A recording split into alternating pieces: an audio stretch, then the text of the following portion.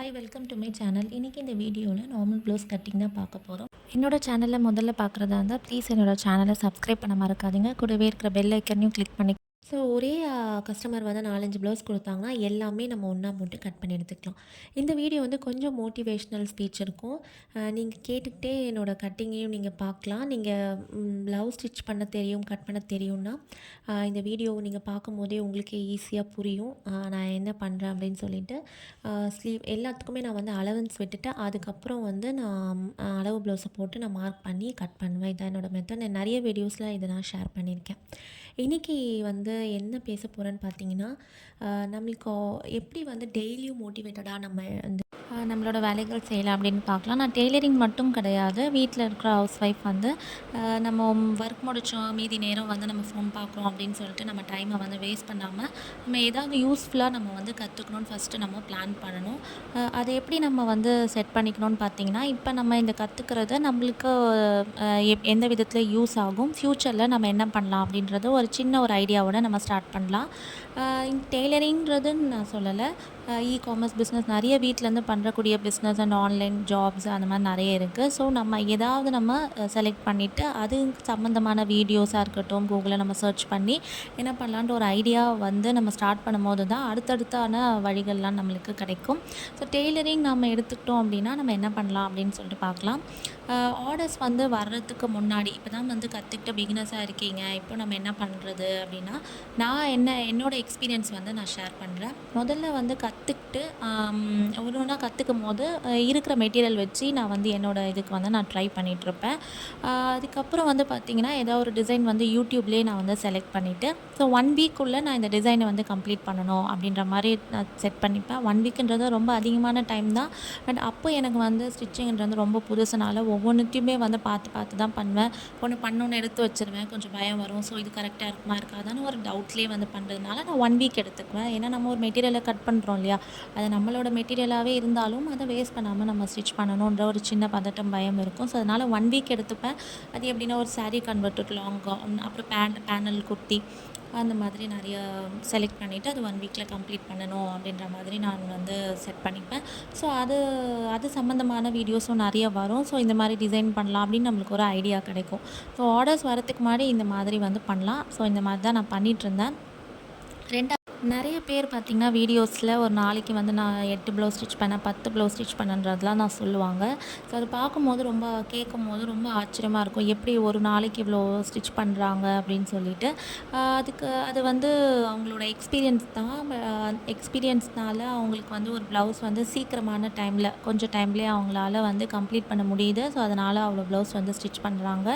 அதுவும் கடையில் வந்து ஒர்க் பண்ணுறதா இருந்தால் டெடிக்கேட்டடாக கடைக்கு போன பிறகு அவங்க ஸ்டிச்சிங் கட்டிங் அது மட்டும் தான் பண்ண முடியும். வீட்டு ஒர்க்கெல்லாம் பண்ண மாட்டாங்க. ஸோ அதனால் அவங்களால ஈஸியாக ஸ்டிச் பண்ண முடியுது.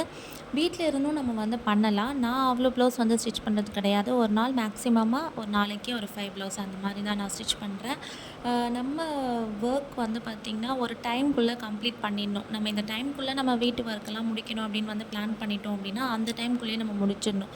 ஸோ அதுக்கப்புறம் நம்மளுக்கு கிடைக்கிற டைமில் நான் இதெல்லாம் பண்ணணும் அப்படின்னு நம்ம பிளான் பண்ணோம் அப்படின்னா நம்ம அந்த மாதிரி ஒரு 5 ப்ளவுஸ் 6 ப்ளவுஸ் வந்து கண்டிப்பாக வந்து ஸ்டிச் பண்ணலாம். அது இல்லாமல் நம்ம ஒர்க்கை வந்து கொஞ்சம் முடிச்சுட்டு அதுக்கப்புறம் ஸ்டிச்சிங்கில் உட்காந்துட்டு நம்ம பண்ணும்போது நம்மளோட கான்சன்ட்ரேஷன் ஃபோக்கஸ் வந்து நம்மளோட ஸ்டிச்சிங்கில் இருக்காது. ஐயோ நம்ம வந்து ஒர்க் இன்னும் இன்கம்ப்ளீட்டாக இருக்குது, அதை பண்ணணும், ஸ்டவ்வில் அதை வச்சுருக்கோம், ஸோ அதை கம்ப்ளீட் பண்ணணும். அந்த மாதிரி வந்து பண்ணும்போது எந்த ஒரு வேலையுமே நம்மளால் வந்து கரெக்டாக முடிக்க முடியாது. ஸோ ஒரு வேலையை வந்து கம்ப்ளீட்டாக முடிச்சுட்டு அதுக்கப்புறமா நம்ம வந்து ஸ்டிச்சிங்லேயோ இல்லை கட்டிங்கும் பண்ணும்போது நம்மளோட ஃபுல் ஃபோக்கஸ் வந்து அதில் மட்டும்தான் இருக்கும். ஸோ அப்போ நம்மளுக்கு டைம் நிறைய கிடைக்கும். இப்போ ஒரு ப்ளவுஸ் வந்து நான் ஆரம்பத்தில் வந்து கட் பண்ணி ஸ்டிச் பண்ணுறதுக்கு வந்து 2 டேஸ் அந்த மாதிரி எடுத்துக்குவேன். என்னென்னா நான் ஃபுல்லாக வந்து பண்ண மாட்டேன். இப்போது பேக் மட்டும் முடிச்சுட்டுனா எடுத்து வச்சுருவேன். ஓகே ஃப்ரண்ட் நாளைக்கு பண்ணலாம், அந்த மாதிரி பார்ட்டாக நான் பிரித்து பண்ணுவேன். ஏன்னா அப்போ தான் வந்து கற்றுட்ருக்கேன். ஸோ அதே பயம்தான், நம்ம பார்த்து ஒன்றையும் பார்த்து கட் பண்ணுறது. அதுக்கப்புறம் அட்டாச் பண்ணும்போது பார்த்திங்கன்னா எல்லோரும் பண்ணுற மிஸ்டேக் தான். ஸ்லீவ் வந்து ஃப்ரண்ட் பார்ட்டில் வந்து அட்டாச் பண்ண வேண்டியதை பேக் பார்ட்டில் அட்டாச் பண்ணிடுறது. அப்புறம் பட்டி வந்து 2 மாற்றி மாற்றி அட்டாச் பண்ணிடுறது, ஸ்லீவை வந்து லெங்க்கில் அட்டாச் பண்ணுற மாதிரி பாதி ஸ்டிச் பண்ணி வச்சுட்டு அதுக்கப்புறமா நம்ம நெக்கில் அட்டாச் பண்ணுறமே ரிமூவ் பண்ணுறது, இது மாதிரியான மிஸ்டேக்ஸ்லாம் நான் நிறைய பண்ணேன். பிகினர்ஸாக இருக்கிற போது நீங்களாம் என்னென்ன மிஸ்டேக் பண்ணீங்கன்னு சொல்லி கமெண்ட் செக்ஷனில் சொல்லுங்கள். ஸோ இந்த மிஸ்டேக்லாம் பண்ணும்போது நம்ம அதை ரிமூவ் பண்ணுறதுக்கும் டைம் நிறைய எடுக்கும். ஸோ இதனால தான் எனக்கு வந்து டிலே ஆச்சு. ஸோ இந்த டைம் வந்து எப்போ கம்மியாச்சு எனக்குன்னு வந்து பார்த்திங்கன்னா, நான் வந்து 2-3 ப்ளவுஸ் ஒரு 4-5 ப்ளவுஸ் ஸ்டிச் பண்ண பிறகு ஓகே இதுதான் மெத்தடு, இப்படி தான் நம்ம வந்து பண்ணணும் அப்படின்ற நம்மளுக்கு ஒரு ஐடியா வரும் இல்லையா. ஸோ அப்போ கொஞ்சம் ஒரு நாளைக்கு ஒரு ப்ளவுஸ் அப்படின்ற மாதிரி போயிட்டுருந்தது. 1 இயர் வந்து நான் வந்து வெளியே ஆர்டர்ஸ் வந்து எதுவுமே எடுக்கலை. எங்கள் அம்மாவுக்கு மட்டும் தான் நான் ஸ்டிச் பண்ணி கொடுத்துருந்தேன். யாராவது ப்ளவுஸ் கொடுக்க மாட்டாங்களா அப்படின்னு தான் இருந்தது.